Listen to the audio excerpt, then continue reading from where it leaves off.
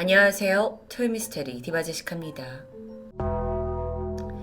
오늘 이야기는 정말 흥미로움과 동시에 실제 사건이라는 게 믿어지지 않는 이야기입니다.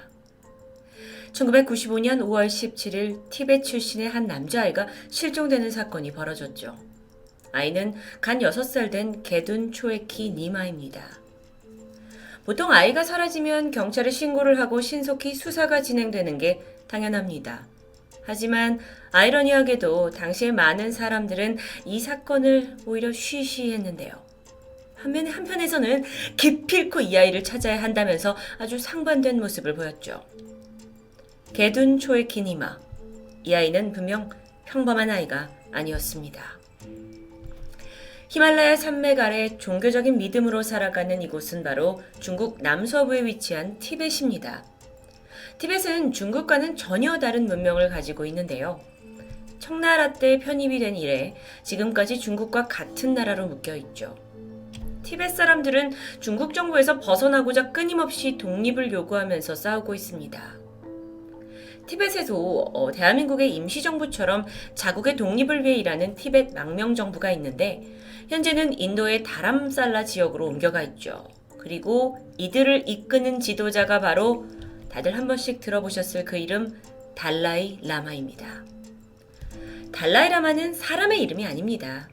몽골어로 큰 바다를 뜻하는 달라이 그리고 스승을 뜻하는 라마가 합쳐진 고유 명사예요.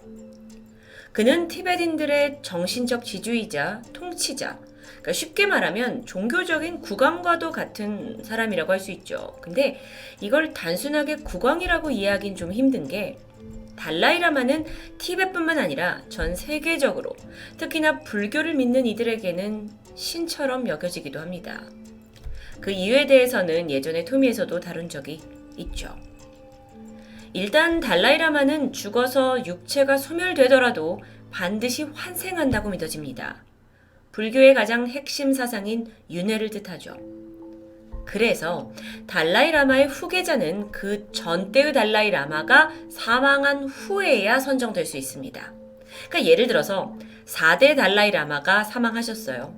그럼 이후에 이 죽은 이가 환생한 꼬마 아이를 찾아다니는 거예요.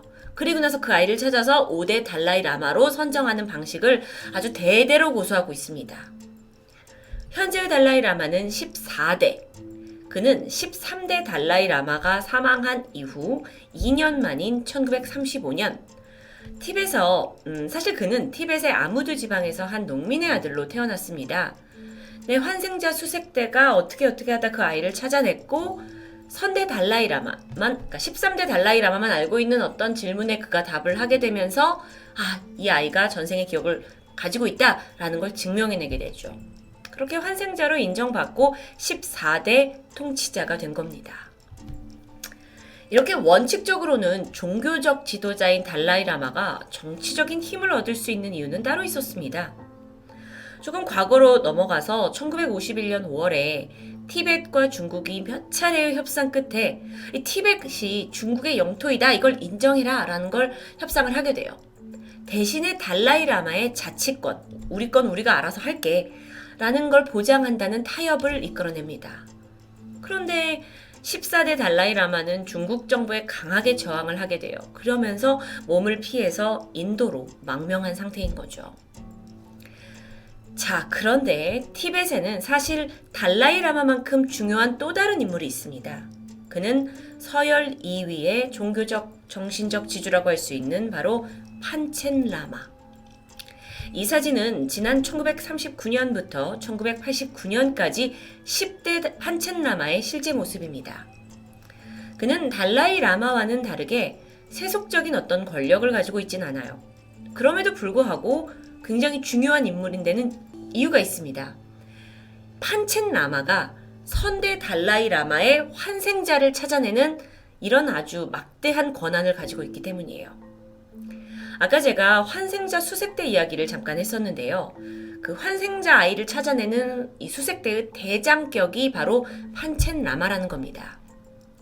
좀 살펴보면 판첸 라마의 말 한마디로 얘가 달라이 라마의 환생자다라고 결정이 지어지는 거예요. 그러니까 권한이 크죠. 그런데 여기서 또 중요한 게 판첸 라마 역시 달라이라마처럼 환생으로 임명이 된다는 겁니다. 아니 그러면은 판첸 라마가 사망하고 나서 누가 다시 어떤 꼬마 아이로 태어난지 어떻게 아냐? 그걸 결정하는 게 바로 달라이라마입니다.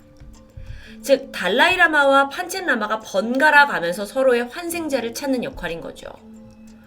정말 티벳 사람들에게는 중요한 두 사람입니다. 그런데 지난 1995년 10대 판첸 라마가 사망했죠. 그리고 6년 만에 6살이라는 나이로 11대 판첸 라마로 임명된 남자아이가 있습니다. 그 아이가 바로 현재 실종 상태인 게둔 초에키 니마. 게둔은 판첸 라마 자리에 오른 지 3일 만에 종적을 감췄습니다. 도대체 무슨 일이 벌어졌던 걸까요? 10대 판첸 라마가 생존해 있던 시간을 거슬러서 올라가면 일단 1959년에 달라이 라마는 이미 인도로 명명을 했어요. 그런데 10대 판첸 라마는 티벳에 남기로 결정을 하죠. 그 결정에 대한 배경은 어쩌면 중국 정부와 좀 우호적인 관계를 유지하겠다라는 노력으로 볼 수 있습니다. 그런데 그럼에도 불구하고 중국 정부는 계속해서 티벳의 승려들을 탄압했고 그 티벳에 남아있는 유산들을 다 파괴해버려요. 그 상황이 점점 거세지니까 보다 못한 이 중국에 남아있던 판첸 라마가 마오쩌둥에게 이 탄압이 너무 심한 거 아니냐라고 우려하는 입장을 표명합니다. 근데 마오쩌둥에게 이건 정치적 반항이라고 해석된 거죠. 그래서 분노한 마오쩌둥이 판첸 라마 네가 중국을 비판하는 연설을 하지 않았냐? 하면서 바로 체포해버립니다.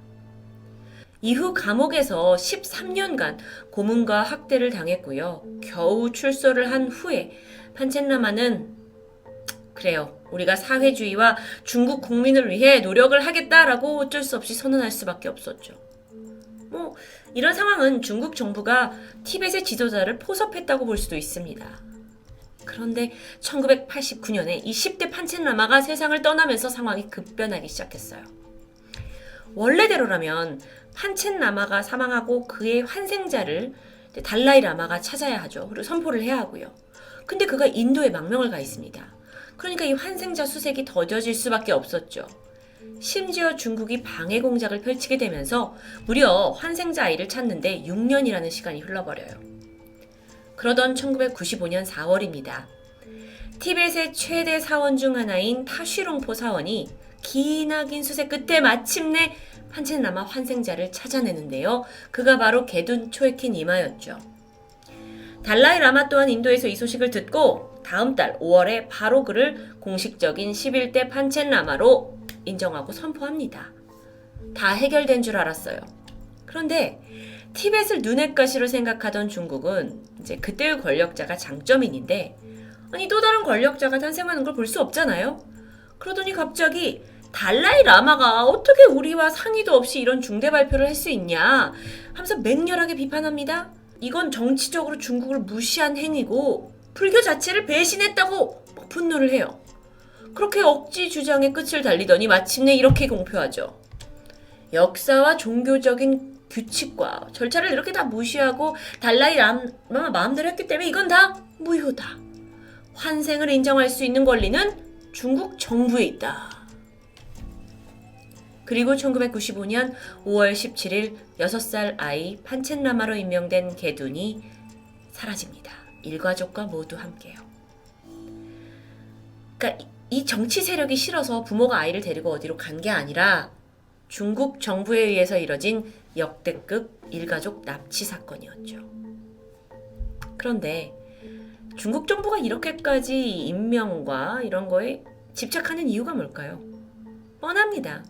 판첸 라마를 자신들의 푼으로 만든다면 14대 달라이 라마 이후의 달라이 라마를 역시 자신들의 입맛대로 지정할 수 있죠. 이후에 자연스럽게 티벳 사람들을 통제하고 자신의 국가로 흡수할 수 있기 때문입니다.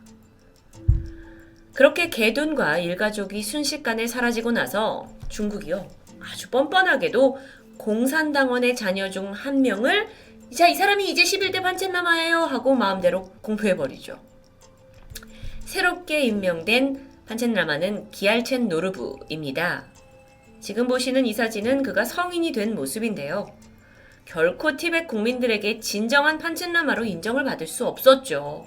하지만 지금 이 순간까지도 그는 판첸라마로서 업무를 수행하고 있습니다. 중국과는 우호적인 관계죠. 그리고 이젠 중국 인민정치위원 중 한 명이기도 합니다. 자, 그렇다면 도대체 납치된 소년과 가족들은 어디에 있는 걸까요? 그리고 제가 알고 있을 정도면 전 세계가 알고 있다는 건데 여기에 어떻게 우리가 반응을 해야 될까요? 이 모든 의심에 여전히 침묵으로 일관하던 중국 정부는 개도는 그냥 잘 살고 있다 라는 소식만 전했습니다. 하지만 전 세계 인권단체들은 믿지 못하겠다면서 심지어 아이가 이미 목숨을 잃은 건 아니냐라고 강하게 추측했죠. 정말 이 개둔이라는 한 아이의 실종은 결코 간단한 문제가 아니었습니다. 중국과 티벳 간의 세력 싸움을 넘어서 전 세계적인 인권 문제로까지 번졌으니까요.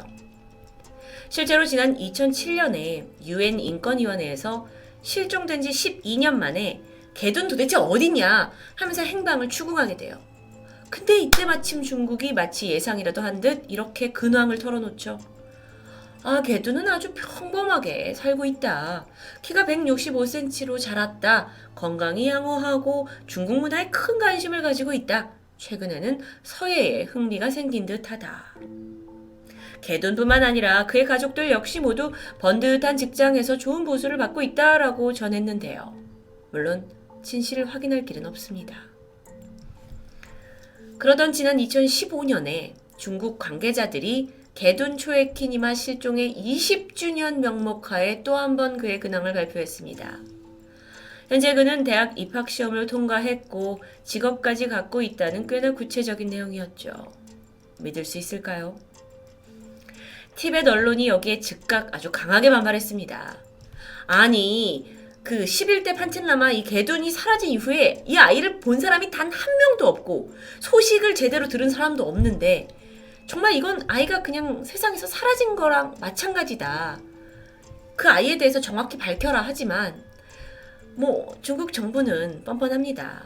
이렇게 둘 사이에 날이 새우던 중에 이걸 보다 못한 미국에서 관여를 하게 되는데요.